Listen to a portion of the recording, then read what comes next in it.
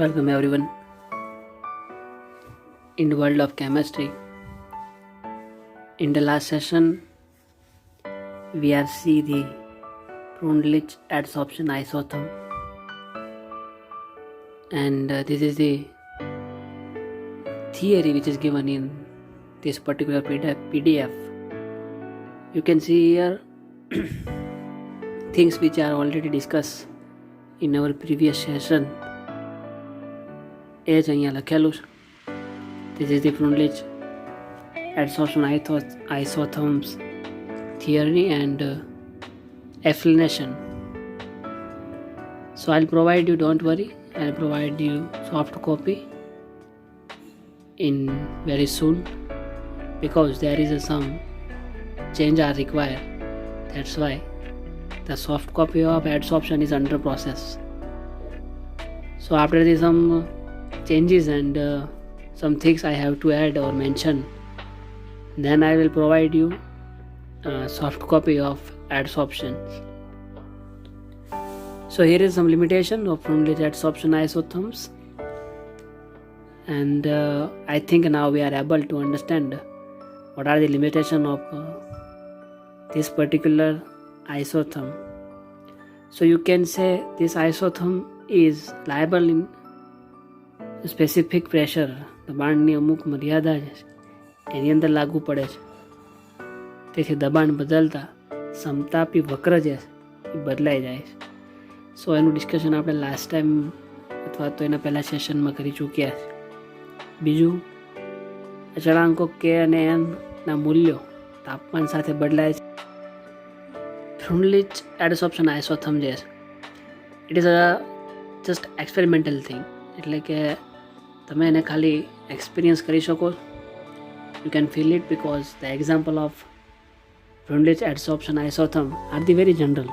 You can say કે in general or regular day-to-day life you find the physical adsorption. So there is no any specific postulate or principles are there to explain the Freundlich adsorption isotherm.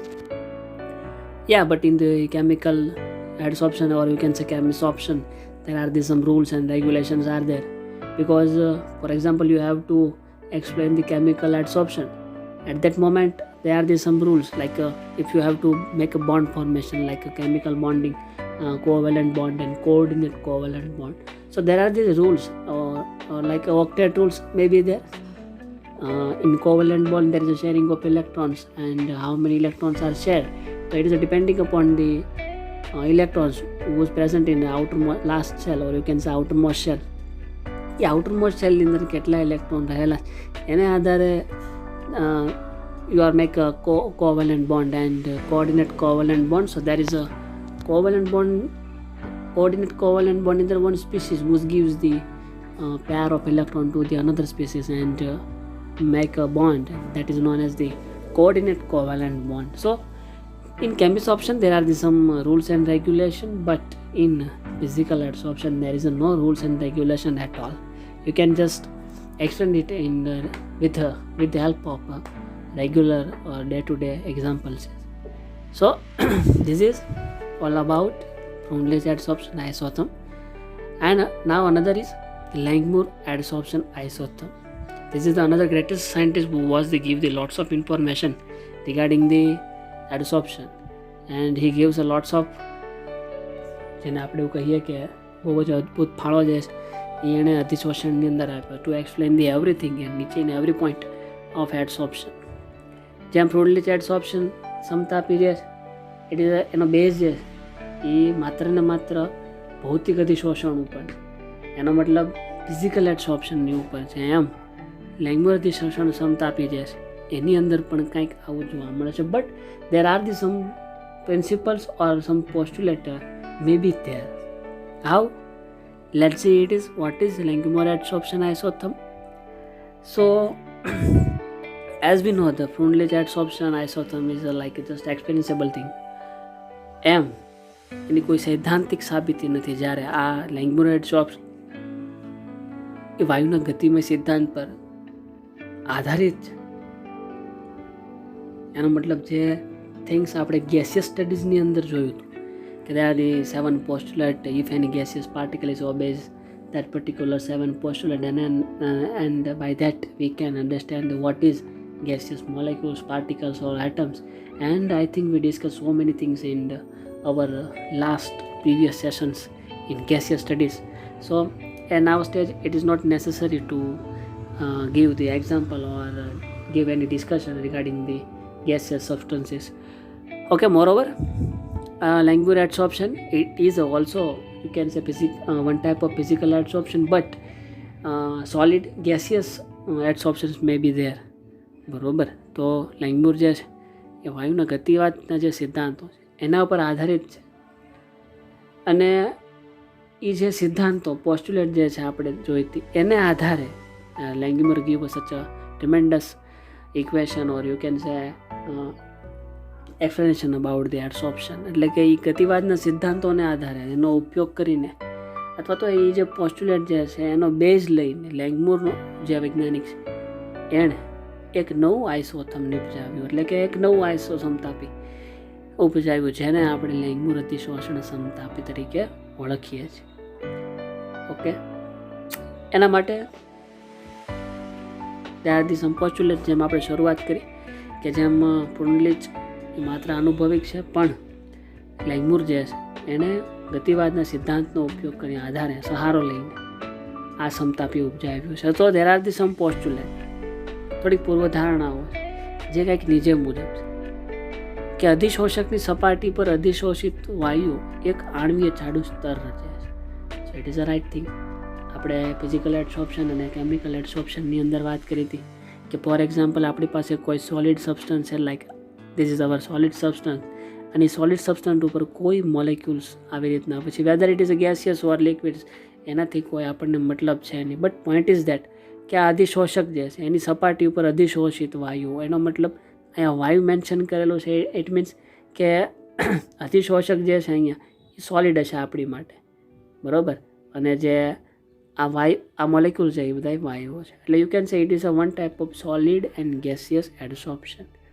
ઘન પદાર્થની સપાટી ઉપર વાયુ પદાર્થનું અધિશોષણ, બરાબર. તો આપણે એવું કીધું હતું કે જ્યારે અધિશોષણ વિલ હેપન, અધિશોષણ જ્યારે થાય છે ત્યારે ઘન પદાર્થ જે એ ઘન પદાર્થની સપાટી ઉપર એ પર્ટિક્યુલર વાયુ જે અધિશોષિત જેને કહીએ છીએ એનું એક આણ્વીય જાડું સ્તર રચે છે, બરાબર. તો ફિઝિકલ એડસોર્પ્શનની અંદર પણ વાત કરી, હવે જે નવા મોલેક્યુલ્સ આવશે આની ઉપરની સપાટી ઉપર જ જોડાશે. પણ જો કેમિકલ એડસોર્પ્શન હોય તો કેમિકલ એડસોર્પ્શનની અંદર આ સપાટી જે છે એની અંદર મોલેક્યુલ જે છે આ રીતના થ્રુ ધી કેમિકલ બોન્ડ, પછી આ ઉપર બીજું લેયર આવશે, એમ ઉપર ત્રીજું લેયર, આ રીતના ઉપર લેયર એમ કેમિકલ એડસોર્પ્શનની અંદર પણ અને ફિઝિકલ એડસોર્પ્શનની અંદર પણ જોવા મળે છે.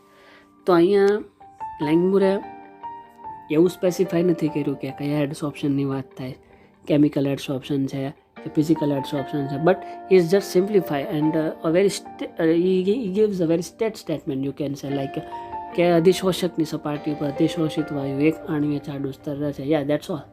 પછી કોઈ પણ અધિશોષણ હોય, ફિઝિકલ હોય કે કેમિકલ એડસોર્પ્શન હોય. Okay, so this is very state thing. This is first point. Then what is next point કે અધિશોષક પદાર્થ પર નિશ્ચિત સ્થાનોએ અધિશોષણ થાય. આ સ્થાનોને સક્રિય કેન્દ્રો કહેવામાં આવે છે. What's this point is says કે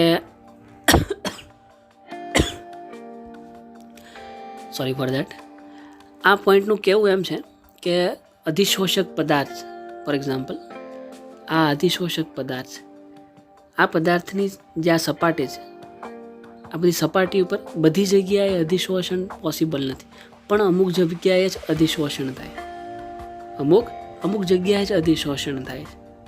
અને જે જગ્યાએ અધિશોષણ થાય છે તેને આપણે સક્રિય કેન્દ્રો તરીકે ઓળખીએ છીએ, બરાબર. તેને સક્રિય કેન્દ્ર તરીકે ઓળખાય છે. તો આનાથી એવું પણ આપણે કહી શકીએ કે દાખલા તરીકે તમે કોઈ જગ્યાએ ફિલર્સ, જે લાસ્ટ સેશનમાં મેં વાત કરી કે ત્યારથી સમ ફિલર્સનો ઉપયોગ કરો, અથવા તો અમુક સપાટી ઉપર તમે જ્યારે બોર્ડનું જ એક્ઝામ્પલ લઈએ આપણે, because we are the student of education background, તો બોર્ડથી તે તમે જ્યારે ચોકથી બોર્ડ ઉપર તમે જ્યારે લખો છો at that time sometime what happen કે ચોકથી તમે જ્યારે લખતા હો કે there are the some portion of the board in which chalk can not interact. ચોકનો જે ડસ્ટ પાર્ટિકલ ચોકના જે એ એની યાર ઇન્ટરેક્ટ નહીં કરી શકે. એનો મતલબ કે એ જે જગ્યા છે એની અંદર એ પાર્ટિકલ્સ ચોકના જઈ નથી શકતા. That's why can not absorb. Yes, absorb એટલે કે ખાડાની પોર્સ જે છે એની અંદર ચોકના પાર્ટિકલ જઈ નથી શકતા. દેટ્સ વાય એનાથી ચોકની ડસ્ટથી ભરાતા નથી અને આપણને દેખાતું નથી. This type of thing you are observe van your lecturers are taking a lecture through the board. ત્યારે તમે આવું ઓબ્ઝર્વ કર્યું હશે. And sometime what happen you C કે જ્યારે ક્યારેક કોઈ ફેકલ્ટી જે એ લખતું હોય ત્યારે ઘણી વખત બોર્ડમાં લખતા ચોકમાંથી અવાજ પણ આવતો હોય છે. સો સોરી ફોર દેટ. આ એનું જ એક કારણ છે. ખેર અમુક જગ્યાએ જ એડસોર્પ્શન થાય છે જેને આપણે સક્રિય કેન્દ્રો કહીએ છીએ. ધેન થર્ડ પોસ્ચ્યુલેટ ઇઝ કે વાયુઓ અહીં આદર્શ વાયુ તરીકે વર્તે છે. આદર્શ વાયુ એટલે કે PV = nRT. એ જે ફોર્મ્યુલા છે એ ફોર્મ્યુલાનો જો ઓબે થતું હોય તો એને આપણે કોઈ ગેસિયસ પાર્ટિકલ જે PV = nRT નિયમનું પાલન કરે તેને આદર્શ વાયુ તરીકે ઓળખીએ છીએ. then નેક્સ્ટ, શક્તિની દ્રષ્ટિએ સપાટી એક સરખી હોય છે for the energy level, four the sec of energy. કારણ કે જે પાર્ટિકલ્સ અથવા જે પદાર્થ તમે લીધેલો છે, દાખલા તરીકે કોઈ એક ઘન પદાર્થ, તો એવું નહીં હોય કે આ ખૂણા આગળ એની એનર્જી કંઈક અલગ હશે અને આ ખૂણા આગળ એની એનર્જી કંઈક અલગ હશે. Everywhere and each and every corner પદાર્થની ચારે તરફથી જે ઉર્જાઓ છે એ સરખી જશે. બરાબર. છતાં પણ there are the અમુક જગ્યાએ જ એડસોર્પ્શન વિલ બી હેપન. ધેન તેમણે જે આ સમતાપી ઉર્જા આવેલું છે એટલે કે જેનું ડિસ્કશન એને અહીંયા કરેલું છે એ પરસ્પર બે વિરુદ્ધ પ્રક્રમોને ધ્યાનમાં લઈને કરેલું છે. બે પ્રક્રમો કહેતા બે process, there is a two different process are here. પહેલી કે ઘન પદાર્થની સપાટી ઉપર વાયુના અણુઓનું અધિશોષણ થાય છે તેને સંઘનન કહેવામાં આવે છે. બીજું, ઘન પદાર્થની સપાટી ઉપર અધિશોષિત વાયુના અણુઓનું અવશોષણ થાય છે તેને બાષ્પાયન તરીકે ઓળખવામાં આવે છે. બરોબર છે. It is a two different thing. Yes, it is a સંઘનન એટલે કે કન્ડન્સેશન એન્ડ બાષ્પાયન એટલે કે વેપોરાઇઝેશન. આ બે શબ્દ જે છે, સંઘનન એટલે કે કન્ડન્સેશન, તમે કન્ડન્સેશન રિએક્શન એવું નામ સાંભળ્યું છે. એટલે ઘન પદાર્થની સપાટી ઉપર વાયુના મોલેક્યુલ જ્યારે એડસોર્બ થાય છે, અધિશોષણ થાય, ત્યારે આ સપાટી ઉપર એ જે મોલેક્યુલ જે છે એ ચોંટેલા જ રહે છે. પહેલું લેયર તેનું ચોંટેલું જ રહે છે. બરાબર. સંઘનન અથવા તો એને તમે બીજું પણ કહી શકો કે યોગશીલ પ્રક્રિયા જે થતી હોય કે જેની અંદર addition of two reactants, for example A+B હોય તો એમાંથી જ્યારે જે પ્રોડક્ટ બનશે એ પ્રોડક્ટની અંદર A+B હશે. It's called addition reaction. બરાબર. અથવા તો યોગશીલ પ્રક્રિયા ફોર એક્ઝામ્પલ. તો it is a one type of condensation એટલે કે સંઘનન પ્રક્રિયા. તો એક આ પહેલો પોઈન્ટ કે સંઘનન પ્રક્રિયા ઉપર આપણે વાત કરવાની. લેંગમુર એડસોર્પ્શન આઇસોથર્મસ. First we have to apply on the condensation reaction. Then second one is the અપશોષણ થાય. યસ, અપશોષણ થાય તેને આપણે બાષ્પાયન તરીકે ઓળખીએ છીએ. બાષ્પાયન ઇટ મીન્સ ધ વેપોરાઇઝેશન. તો વેપોરાઇઝેશનનો funda I think we have a clear. વેપોરાઇઝેશન એટલે કે બાષ્પીભવન. ટૂંકમાં બાષ્પાયન એટલે કે બાષ્પીભવન. તો એનો ફંડા તો આપણને વી હેવ અ ક્લિયર કે બાષ્પીભવન ક્યારે થાય કે વાયુના મોલેક્યુલ્સ, તો કે કોઈ પ્રવાહી ભરેલું છે કોઈ સિસ્ટમની અંદર અથવા તો કોઈ પદાર્થ છે, ઘન પદાર્થ, એની પર વાયુના મોલેક્યુલ જે છે આની અંદર આવેલા. If you are providing the lots of heat here, તમે આને જો બહુ જ ગરમી પ્રોવાઈડ કરો અથવા તો ઉષ્મા ટેમ્પરેચર વધારો એવું કંઈક કરો અથવા એવી કંઈક પ્રોસેસ જે આપણે આગળ જોશું કે લેંગમુર ખરેખર એકચ્યુઅલી શું કહે તો એ જોઈએ ત્યારે આ વાયુઓ જે છે આ પ્રવાહી અથવા તો સોલિડની સરફેસને મૂકીને ટુવર્ડ્સ ધી એટમોસ્ફિયર વાતાવરણની અંદર ગતિ કરે છે. બરાબર. આ પ્રોસેસ જે છે એને આપણે બાષ્પાયન અથવા તો બાષ્પીભવન તરીકે ઓળખીએ. તો આ જે અધિશોષણ છે, લેંગમુર અધિશોષણ, first of all it is not experimental thing as Freundlich isotherm. ફ્રુન્ડલીચની જેમ આ એક એક્સપેરિમેન્ટલ થિંગ નથી, એક્સપિરિયન્સેબલ થિંગ નથી. It is a experimental thing એટલે કે કોઈ રાસાયણિક એક્સપેરિમેન્ટ પ્રયોગ કરીને you can give the information regarding the Langmuir isotherm. Plus આ જે છે એ વાયુના ગતિવાદના જે સિદ્ધાંતો છે એને આધારે અથવા તો એનો બેઝ લઈને વૈજ્ઞાનિકે ઉપજાવેલું છે. એ વૈજ્ઞાનિકને લેંગમુર કહેવાય છે. એને આધારે 3 થી 4 પોસ્ટ્યુલેટ જ્યાં અમે ડિસ્કસ કરીએ, આ ખરેખર તો comes from the gaseous studies, વાયુના ગતિવાદના સિદ્ધાંત પરથી જ આવ્યું છે. પણ લેંગમુરે ડિફરન્ટ વેની અંદર કીધું કે અધિશોષકની સપાટી પર જે વાયુઓનું અધિશોષણ થાય છે, they are making very large layers, ઘણા બધા લેયર એટલે કે જાડું એક સ્તર બનાવે છે.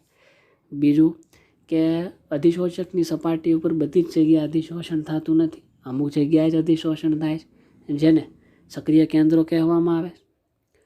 ત્રીજું, અહીંયા જે કંઈ વાયુઓની વાત કરવાની છે એ બધા જ વાયુઓ જે છે એ આદર્શ વાયુ તરીકે ઓળખાય છે. ધેન ફોર્થ વન ઇઝ કે શક્તિની દ્રષ્ટિએ તમે જુઓ, ઇટ મીન્સ એનર્જી લેવલ તમે જુઓ અધિશોષકનું, તો અધિશોષકનું ઈચ એન્ડ એવરી પોઈન્ટ અથવા તો એવરી કોર્નર એનર્જી જે એ તો સેમ જ છે. એન્ડ બે ટુ ડિફરન્સ પ્રોસેસ, બે વિરુદ્ધ પ્રક્રમો જે છે, એક છે સંઘનન અને બીજું છે બાષ્પાયન. બરાબર, એની ઉપર આખું આ લેંગમુર આઇસોથર્મ છે. બીજો પોઈન્ટ એક એ છે કે બે વિરુદ્ધ પ્રક્રમો એવું કેમ કીધું, તો કે એક પ્રોસેસ સંઘનન જે છે એની અંદર મોલેક્યુલ જે છે એ સપાટી ઉપર આવે છે ત્યારે moving towards the surface of solid or you can સે લિક્વિડ. આપણે જનરલી આ ઘન પદાર્થ અને પ્રવાહી, ઘન પદાર્થ પર પ્રવાહી અથવા વાયુના અધિશોષણની વાત કરીએ છીએ, પણ આપણે કોઈ પણ સંદર્ભમાં લઈ શકીએ. તો સંઘનન એટલે કે અધિશોષકની સપાટી તરફ અધિશોષિતના મોલેક્યુલ્સ ગતિ કરે, જ્યારે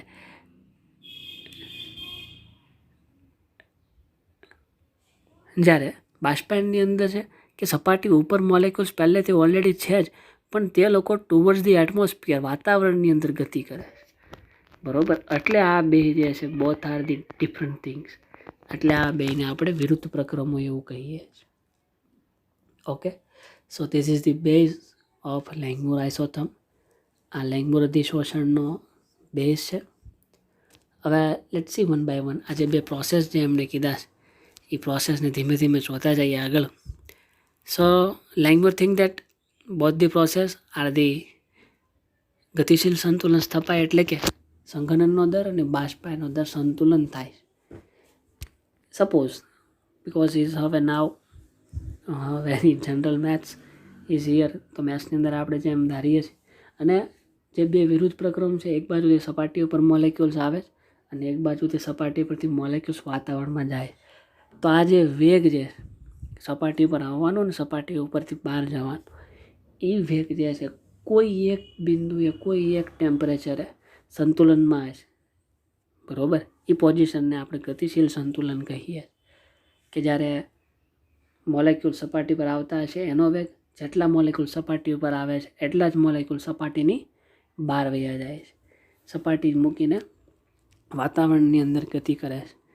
તો એ જે વેગ છે એ સમાન છે, સંતુલનમાં ઇક્વિલિબ્રિયમ પોઈન્ટ ઇઝ ધેર, એવું માનીને હવે આપણે આગળ વધીએ. તો લેંગમુર અધિશોષણ ક્ષમતા આપી સમીકરણ, તો he gives one equation. Let's see how it can be derived.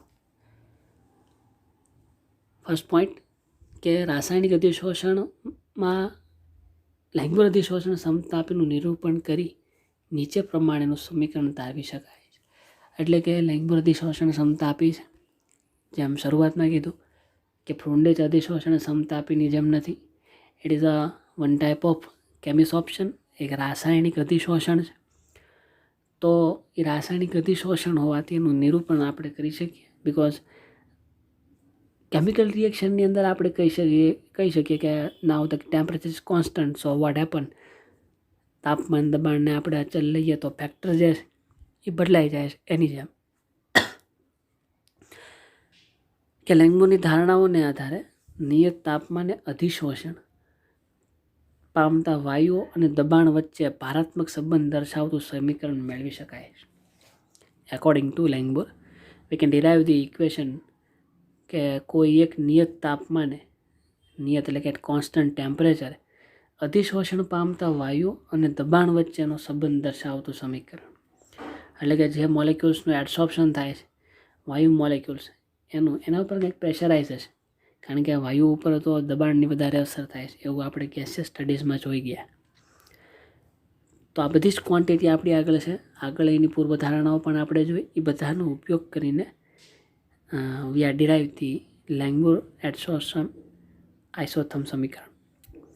So for example, ધારો કે there are the n number of અણુઓ કોઈ એક ક્ષેત્રફળ પર અથડાય છે. એટલે કે ફોર એક્ઝામ્પલ આ સપાટી ઉપર n અણુઓ જે છે આની ઉપર અથડાય છે. એનો મતલબ કોલાઇઝન પામે છે, અતિશોષણ પામવામાં આવે છે. તો સપાટી ઉપર પહેલાં શું થાય તો કે મોલેક્યુલ્સ જે છે એ સપાટી તરફ ગતિ કરે છે. એનો મતલબ સંઘનન થાય છે. કન્ડન્સેશન રિએક્શન ઇઝ હિયર. તો એ સંઘનન પામતા વાયુઓ જે છે એનો અંશ જે છે ઇટ્સ ડિનોટેડ એઝ આલ્ફા. એ આલ્ફા છે. તો અણુઓની સંખ્યા n છે. અથડામણ પામે છે તો કે બધા અથડામણ નહીં પામે. કેમ? તો શરૂઆતમાં જ કીધું આપણે પૂર્વધારણા અથવા એની શરૂઆતમાં કે અધિશોષકની સપાટી ઉપર બધા અણુઓ બધી જ જગ્યાએ અધિશોષણ નહીં પામે, અમુક સપાટી આગળ અધિશોષણ પામે, બરોબર? તો એવા અંશ જે એ છે આલ્ફા. તો આલ્ફા અંશ number of mall is n, so we can represent alpha n. અણુઓ સપાટી ઉપર સંઘનન પામે છે એવું આપણે કહી શકીએ. ધેન અધિશોષકની સમગ્ર સપાટી પર અધિશોષણ નથી થતું. તો ધારો કે થીટા ચોરસ સેમી ઉપર અધિશોષણ થાય છે.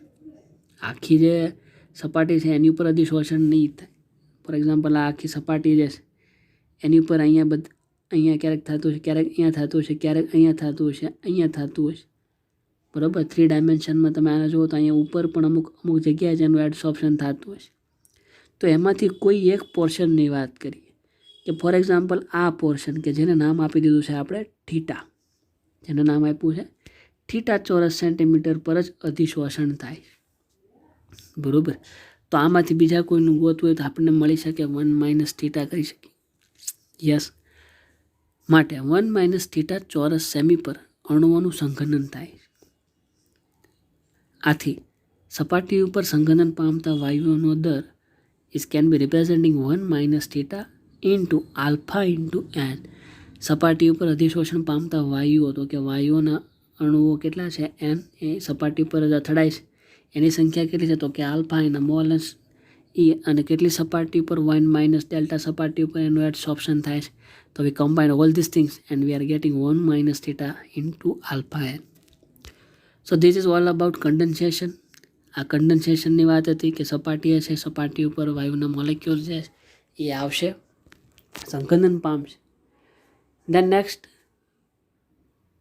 બે વિરુદ્ધ પ્રક્રમોની વાત છે. સંઘનન થઈ ગયું, હવે વાત કરવાની છે આપણે કન્ડન્સેશનની.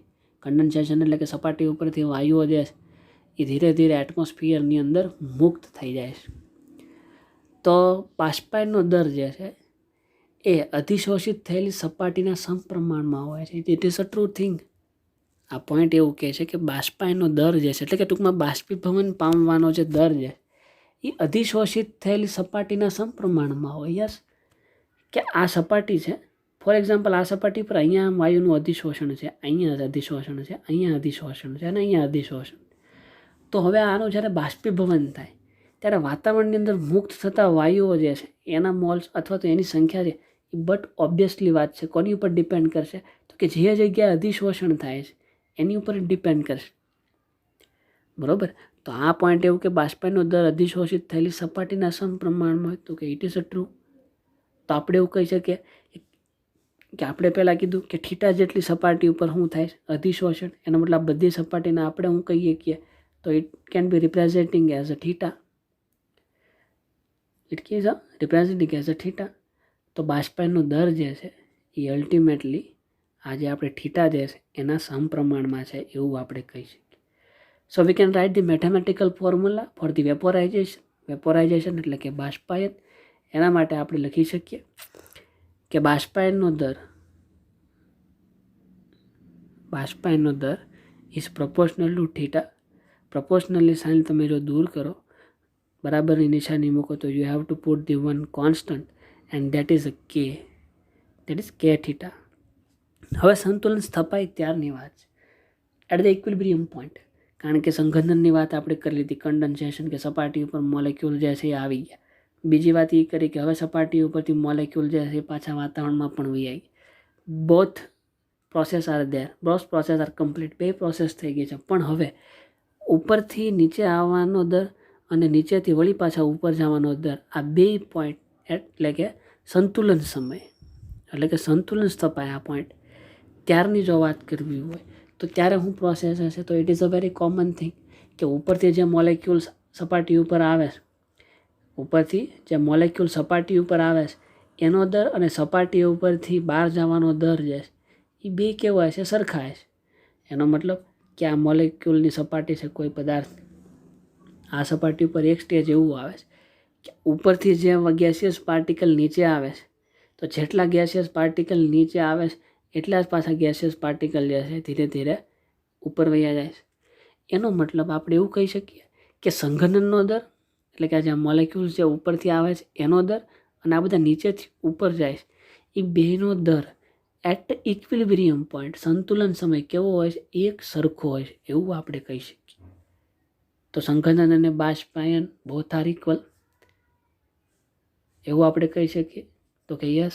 સો લેટ્સ સી કે હિયર સંઘનન, rate of સંઘનન or you can say સંઘનન, condensation process or બાષ્પાયન process both are equal. Here you can see કે સંતુલન સ્થપાય ત્યારે, it means at equilibrium point, સંઘનનનો દર અને બાષ્પાયનનો દર બોથ આર ઇક્વલ. તો સંઘનનનો દર જે છે એને આપણે આગળના સમીકરણમાં અહીંયા તારવ્યો. સંઘનનનો દર is can be representing 1 - θ into alpha n. આ સંઘનનનો દર છે.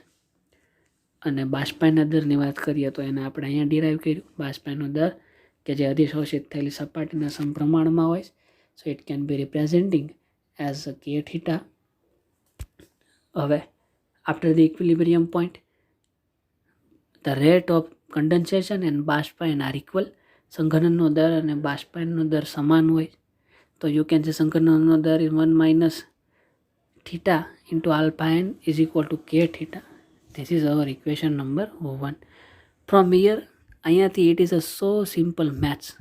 At the end તમે જ્યારે કમ્પ્લીટ કરો આખું ઇક્વેશન, જ્યારે આપણે એટ ધ એન્ડ કમ્પ્લીટ કરશું ત્યારે yes, so simple maths is here. At the end of the equation અહીંથી શરૂ કરીને ઠેઠ અંત સુધી જે છે so simple maths is there. So alpha n જે છે એને આપણે બ્રેકેટની અંદર મલ્ટિપ્લિકેશનમાં લઈ જાય. સો 1 minute, I adjust this thing so you can see very better way. Yes, alpha n અંદર મલ્ટિપ્લિકેશનમાં એકની હારે મલ્ટિપ્લિકેશન થાય તો you are getting 1 into alpha n, it's alpha n, then theta into alpha n, theta alpha n is equal to k theta. then alpha n જે છે એ alpha n એને સૂત્રનો કરતા બનાવીએ.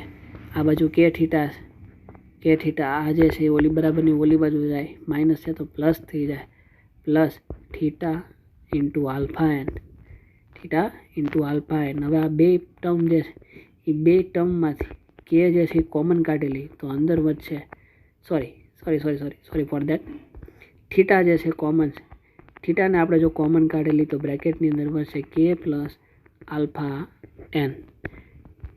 થીટાને જો સૂત્રનો કરતા બનાવીએ તો થીટા ઇઝ ઇક્વલ ટુ કે plus alpha N upon alpha N.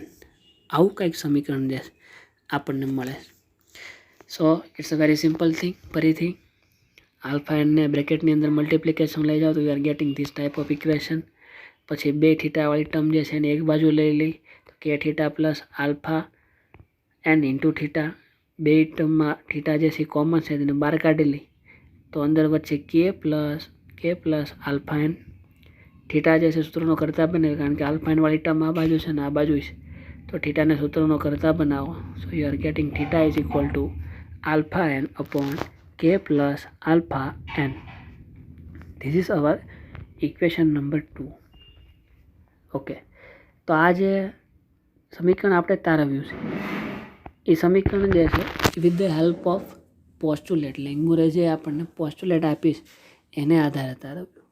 પણ લેંગમુર એડસોર્પ્શન જે છે એનો બેઝ જે છે આખો વાયુના ગતિવાદના સમીકરણ ઉપર આધારિત, તો એનો પણ થોડો ઘણો કંઈક ઉપયોગ થતો છે. તો કે યસ.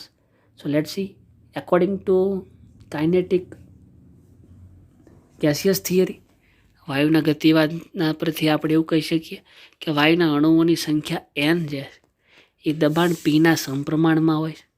તો કે યસ, જેમ દબાણ વધે મોલેક્યુલ જે છે, આ કોઈ સિસ્ટમ છે એની અંદર આ મોલેક્યુલ જે છે, આ મોલેક્યુલ્સની આખી જે મુવમેન્ટ જે છે એ આની ઉપર લાગતા પ્રેશર ઉપર. જો એના પર દબાણ વધારવામાં આવે તો મોલેક્યુલને ફરવા માટે ઓછી જગ્યા મળે, મુવમેન્ટ વધી જાય, એનર્જી વિલ બી હાઈ. પછી જો દબાણ પ્રેશર જે છે એને આપણે રિલીઝ કરીએ એટલે ઓછું રાખીએ તો જે છે એને મૂવ કરવા માટે વધારે સ્પેસ મળે, સો એનર્જી ઇઝ લોઅર. તો આપણે અલ્ટિમેટલી કહી શકીએ એકોર્ડિંગ ટુ ગેસિયસ સ્ટડીઝ, જે આપણે ઓલરેડી કરી ચૂક્યા છે, કે વાયુના અણુઓની સંખ્યા જે છે એના દબાણના સમપ્રમાણમાં હોય છે. So you can say n is directly proportional to its pressure. તો કે યસ. ઓકે, સો એ ઇક્વેશન અહીંયા લખેલું છે, n is proportional to p.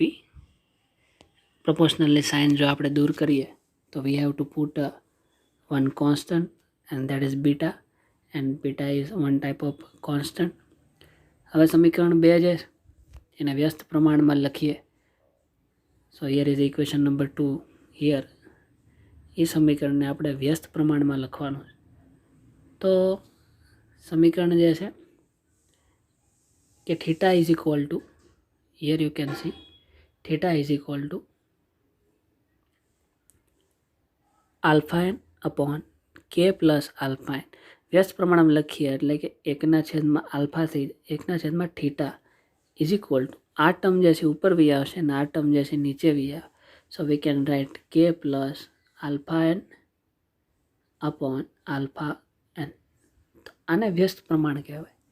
તો આ સમીકરણનું વ્યસ્ત પ્રમાણ લેતા, so we are getting here 1 theta is equal to કે plus alpha N upon alpha N.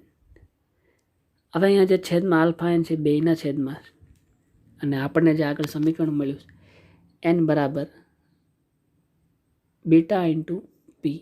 તો આ સમીકરણની અંદર જે આલ્ફા એનની વાત કરતો હતો એ આલ્ફા એનમાં જે n જે છે એની જગ્યાએ we have to put the beta into P. તો આ ઇક્વેશનમાં જે વેલ્યુ મૂકીએ, so we are get 1 theta is equal to કે plus alpha into beta into P upon alpha beta into P. Then next point is that કે alpha beta into P જે છે એ આ બેયના છેદમાં આપણે લઈ શકીએ.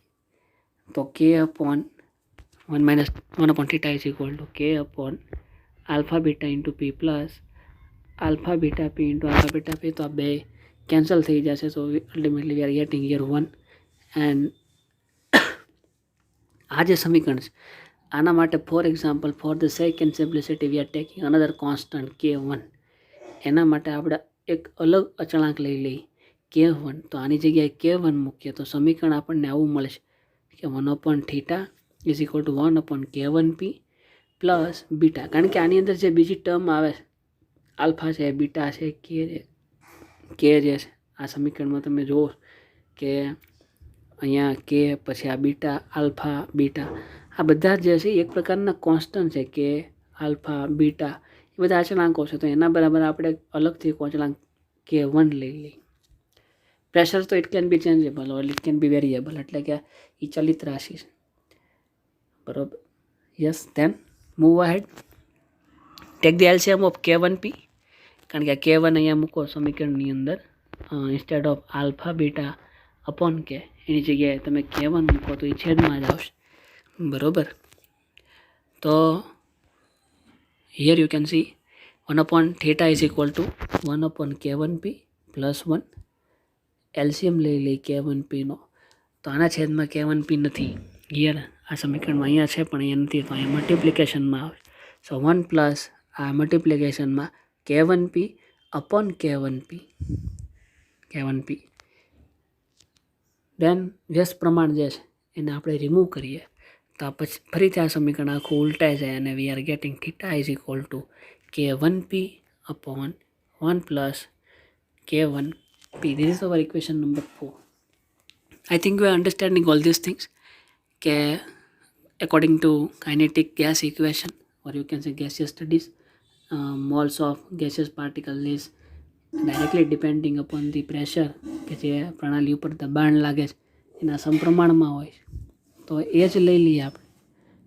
પછી પ્રપોર્શનલની સાઇનને જો દૂર કરીએ તો પ્રપોર્શનલની સાઇન દૂર કરવાથી વી have to put one constant, જેને આપણે બીટા મૂક્યો. ધેન ઇક્વેશન નંબર 2 જે હતું આપણું થીટાવાળું, એને વ્યસ્ત પ્રમાણમાં લઈ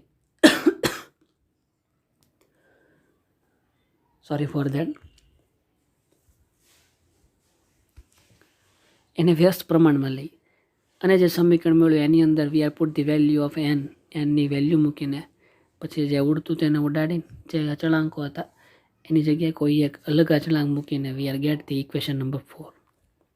ધેન લેન આગળ અધિશોષણની વાત કરવાની.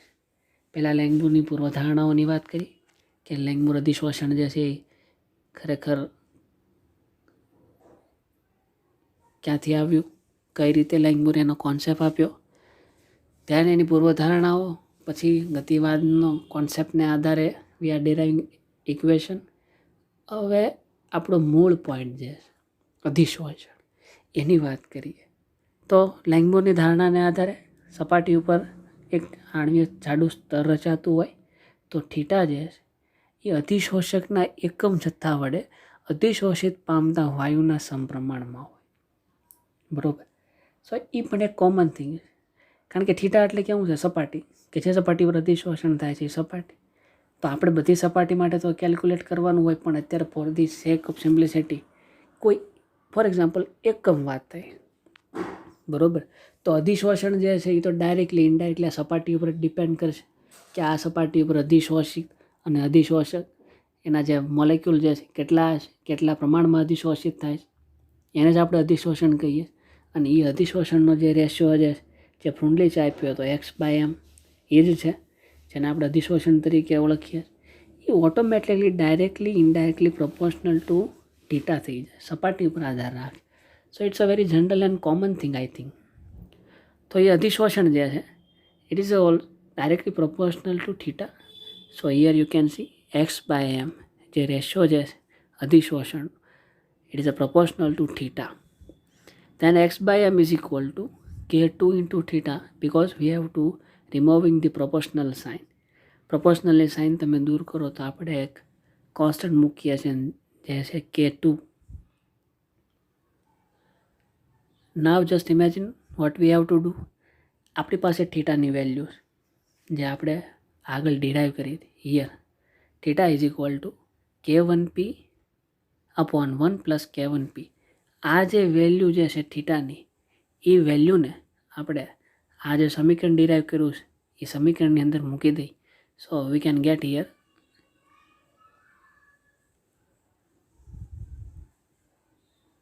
instead of theta we can put K1P upon 1 plus K1P. K2 જે છે આને અંદર મલ્ટિપ્લિકેશનમાં લઈ જાય તો વી are gating K1 into K2 into P છેદમાં તો એઝ ઇટ ઇઝ જ છે. હવે જે આ સમીકરણ છે એ સમીકરણને આપણે વ્યસ્ત પ્રમાણમાં લખીએ. વ્યસ્ત પ્રમાણમાં લખીએ એટલે x/m જે છે એ 1 થઈ જાય, એટલે 1 x/m ઇઝ ઇક્વલ ટુ આ ટર્મ જે છે એ ઉપર આવી જશે 1 plus K1P upon K1 into K2 into P. હવે આ બેયના છેદમાં છે, જેને આપણે બેયના છેદને સેપરેટ કરી લઈએ તો વી are getting 1 x/m is equal two 1 K1 K2 P plus 1 K2. કારણ કે યસ, કારણ કે તમે જ્યારે આના છેદને સેપરેટ કરો, just a minute, yes I think અહીં બતાવશે, યસ, કે આના છેદને તમે સેપરેટ જ્યારે કરો છો ત્યારે you are getting 1 K1 K2 P આ ઇક્વેશનને plus 1 K1 P upon K1 K2 P. તો અહીંયા તો કોઈ ચેન્જ નથી થતો, પણ અહીંયા આ જે K1 છે એ K1 ઉડી જશે અને P ઉડી જશે. તો તમને આ ટર્મ તો એઝ ઇટ ઇઝ જ મળે છે, જે અહીંયા આપેલી જ છે 1 you can C 1 K1 K2 P plus, પણ અહીંયા 1 ખાલી આ બધું ઉડી જાય. તો ખાલી અહીંયા શું છે 1 K2 એ ટર્મ અહીંયા આવેલી છે. ઓકે, સો ક્યાંથી આવ્યું તો કે તમે જાણો સાદું રૂપ આપો then you can get the more idea how it comes from.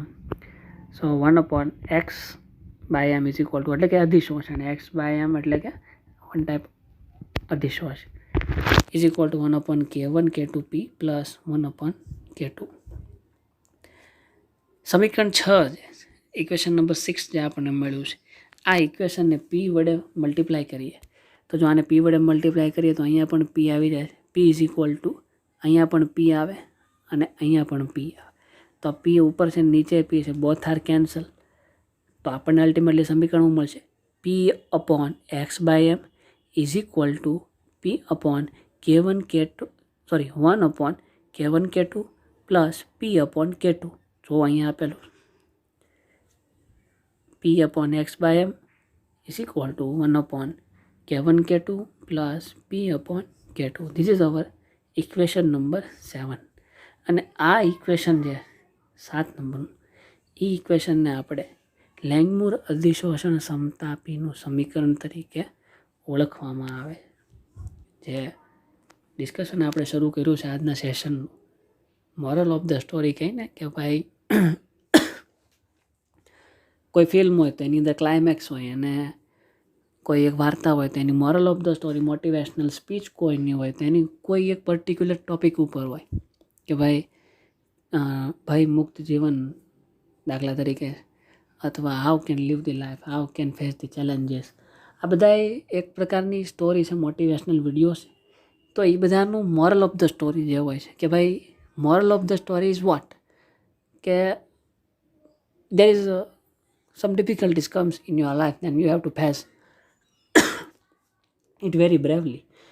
This is the motto and moral of the story. એની જેમ આપણું જે અહીંયા આ સેશનનું મોરલ ઓફ ધીસ સેશન જે એ છે, what is the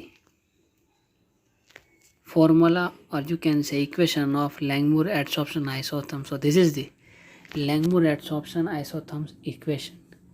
P/x/m is equal to 1/K1 K2 plus P/K2.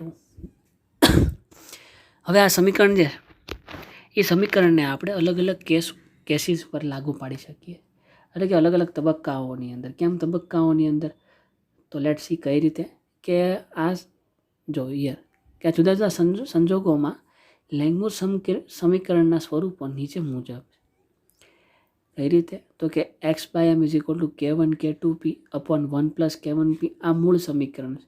પછી આપણે આ સમીકરણને મલ્ટિપ્લિકેશન કર્યું વિથ P સાથે મલ્ટિપ્લિકેશન કર્યું અને at the end we are getting this equation. But you can say this is also the Langmuir isotherm equation. આ સમીકરણ જે છે એને આપણે અલગ અલગ કેસ લાગુ પાડી શકીએ. ડિફરન્સ તબક્કાઓ, કેસ કહેતા તબક્કાઓ. કયા કયા તબક્કાઓ? So let's see. Here is case number 1 at lower temperature, નીચા દબાણે. નીચા દબાણે એટલે કે દબાણ કેવું છે અહીંયા? લોઅર. તો જો દબાણ લોઅર હોય તો એકોર્ડિંગ ટુ ફિઝિક્સમાં આપણે એવું કહીએ છીએ કે જે વસ્તુની વેલ્યુ ખૂબ જ નાની હોય તેને આપણે અવગણી શકીએ, નિગ્લેક્ટ કરી શકીએ. તો આ જે લેંગમુર એડસોર્પ્શન આઇસોથર્મનું જે સમીકરણ છે એની અંદર પી જે છે એટલે કે દબાણ જે છે એને આપણે શું કરી શકીએ? અવગણી શકીએ, એટલે કે એને નિગ્લેક્ટ કરી શકીએ, કાઢી શકીએ. તો જો દબાણ એટલે કે પી જે છે આ સમીકરણમાંથી કાઢી નાખો તો આપણને શું મળે? તો જુઓ, ઇટ્સ વેરી કોમન થિંગ કે જો દબાણ પીનું મૂલ્ય નીચું લઈએ તો K1 P આ સમીકરણમાં K1 P જે છે એનું મૂલ્ય એકની સાપેક્ષે આપણે શું કરી શકીએ? અવગણી શકીએ.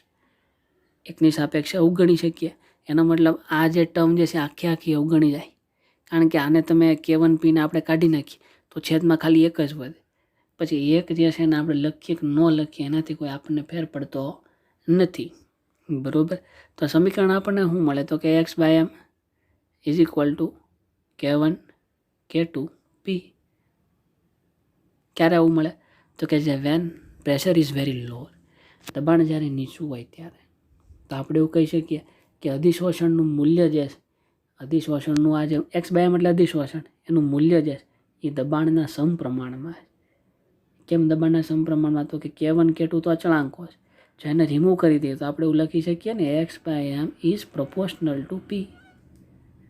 કારણ કે આ અચળાંક પ્રોપોર્શનલની સાઇન દૂર કરો તો અચળાંક આવે, પણ અચળાંક નથી જોતા કાઢી નાખવા તો રિવર્સ પ્રોસેસ, પ્રોપોર્શનલની સાઇન મૂકવી છે, બરાબર કાઢીને પ્રોપોર્શનલની સાઇન મૂકવી છે, તો અચળાંકો જે છે વયા જાય. તો એટ લોઅર પ્રેશર, નીચા દબાણે આપણે એવું કહી શકીએ કે અધિશ્વસન જે છે એ દબાણના સમપ્રમાણમાં. આ પહેલો કેસ. બીજો કેસ તો બટ ઓબ્વિયસ કે એ લોઅર ટેમ્પરેચર હતો તો ઓલું લોઅર પ્રેશર હતું તો ઓલું હાઈ પ્રેશર છે, ઊંચા દબાણે. ઊંચા દબાણે તો કે દબાણને હવે આપણે નિગ્લેક્ટ કરી શકીએ નહીં. જો દબાણને નિગ્લેક્ટ ન કરીએ એટલે અવગણીએ નહીં, તો આ સમીકરણ જે છે એ સમીકરણની અંદર એક જે છે, એકને આપણે આની સાપેક્ષે K1 Pની સાપેક્ષે આપણે અવગણી શકીએ.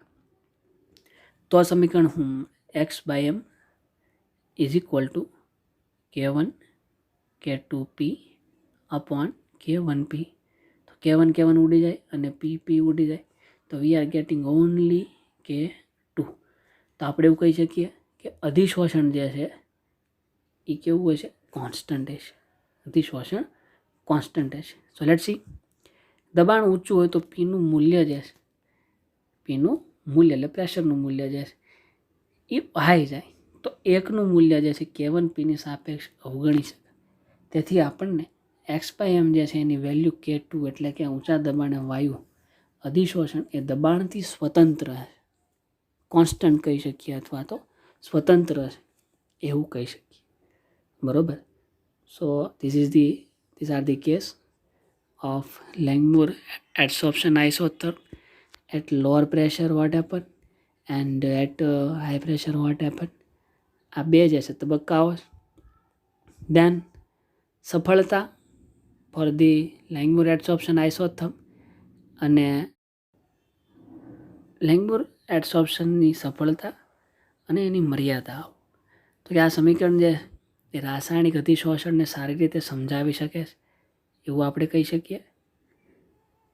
ધેન ભૌતિક અધિશ્વસનમાં જ્યારે અધિશ્વસન જે એ સંતૃપ્તતા પ્રાપ્ત કરે છે ત્યારે ફ્રુન્ડિચ અધિશ્વસન સમતાપી કરતાં લેંગમુરની સમજૂતી જે એ વધુ સંતોષકારક છે. કારણ કે ઇક્વિલિબ્રિયમ પોઈન્ટની વાત જે આપણે કરી લેંગમુરની અંદર, એ ફ્રુન્ડિચ અધિશ્વસન સમતાપીમાં એવો કંઈ કોન્સેપ્ટ છે નહીં. સો સંતૃપ્તતા કહો અથવા તો એટ ઇક્વિલિબ્રિયમ પોઈન્ટ તમે જો કહો. સો at this point we can more explain the Langmuir adsorption rather than the Freundlich adsorption. સો આ એની સફળતાના કારણો અને એની મર્યાદાઓ.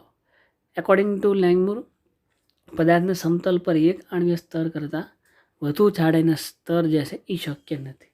એની વાત તો આપણે આઈ થિંક શરૂઆતના સેશનમાં કરી હતી, ત્યારે એવું કીધું હતું કે જ્યારે અધિશ્વસન થાય છે ત્યારે અહીંયા પહેલું લેયર, એના ઉપર બીજું લેયર, પછી ત્રીજું લેયર એવી બને છે.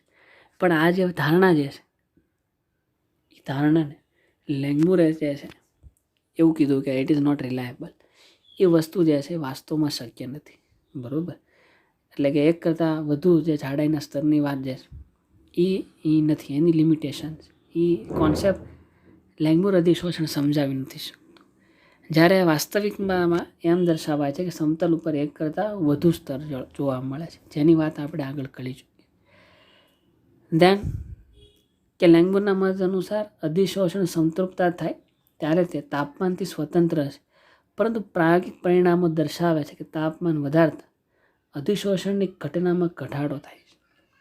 તો એ તો બટ ઓબ્વિયસ થિંગ છે, કારણ કે ઘન પદાર્થની સપાટી ઉપર સંઘનન, કારણ કે Langmuire બે પ્રોસેસની જ વાત કરી છે, એક સંઘનનની વાત કરી છે અને એક બાષ્પાયનની વાત કરી છે. તો આ બે પ્રોસેસ જે છે એની અંદર તમે અધિશ્વસનની જો વાત કરવા જાઓ તો એ અધિશ્વસન એટલું બધું રિલાયબલ નથી, કારણ કે સંતૃપ્તતા એટલે કે સંતુલન સમયે એવું સ્ટેજ હોય કે જેટલા જ મોલેક્યુલ સપાટી ઉપર એડસોર્પ્શન પામે છે એટલે અધિશ્વસન પામે છે, એટ એ ટાઈમ એટલા જ અણુઓ જે છે એની સપાટી ઉપરથી રિમૂવ થાય, બરાબર. સંઘનન અને બાષ્પાયનનો દર હમણાં જે આગળ ઇક્વેશનમાં આપણે જોયું કે બોથ આર ઇક્વલ, એ બે સરખા થાય તો એનો મતલબ કે પદાર્થની સપાટી ઉપર જેટલા મોલેક્યુલ જે છે એ આવે છે બરાબર, એટલા જ મોલેક્યુલ જે છે એ પાછા સપાટીની બહાર વયા જાય છે. તો અહીંયા અધિશોષણનો કોઈ કોન્સેપ્ટ જ નથી, કારણ કે જેટલાનું અધિશોષણ થાય એટલા તો પાછા વયા જાય છે. તો આ એક જે છે એની લિમિટેશન કે અમુક મર્યાદાની અંદર જ લાગુ પાડી શકાય. So this are the some limitation of Langmuir adsorption isotherm. So that's all. This is all about Langmuir adsorption isotherm. એની મર્યાદાઓ, સફળતા. Before that we are see this equation can be vary in different pressures. At low pressure the adsorption is depending upon the pressure, or at a high pressure the adsorption is independent from the pressure, you can say, swatantra wise. Then we are deriving the one beautiful equation number 7 or equation number 8, which are known as the Langmuir adsorption isotherm. A very simple mathematical steps are here. શરૂઆતની અંદર જે સમીકરણ મળે એ સમીકરણને વ્યસ્ત પ્રમાણમાં લઈ સરવાળા બાદબાકી અથવા ભાગાકાર કરો તો શું આગળનું સમીકરણ you are get very easily. Then before that 3 પાર્ટની અંદર આને આપણે ડિરાઈવ કરી શકીએ. પહેલાં તો લેંગમુરની પૂર્વધારણાઓ અથવા તો લેંગમુરનો કોન્સેપ્ટ, એની પછી વાયુના ગતિવાદનો સહારો એટલે કે એનો બેઝ લઈને સમીકરણ એક તારવ્યું, અને પછી જે આણ્વીય સ્તર એટલે કે મૂળ હેતુ જે અધિશોષણની વાત હતી આપણી કે અતિશોષણ જે છે એનો કોન્સેપ્ટ લઈને પણ આ સમીકરણ એટલે કે 3 ભાગની અંદર આખું સમીકરણ છે. પહેલાં લેંગમુરની પૂર્વધારણાઓ પહેલા નંબર ઉપર, પછી ગતિવાદ, અને ત્રીજું આ અધિશોષણ. એના આધારે આખું સમીકરણ જે એ આપણે ડિરાઈવ કરી શકીએ છીએ. સો this is all about Langmuir adsorption isotherm. So that's all. આજના સેશનની અંદર અહીંયા સુધી જ. We will meet in next session. Till then, keep reading and be safe. Thank you.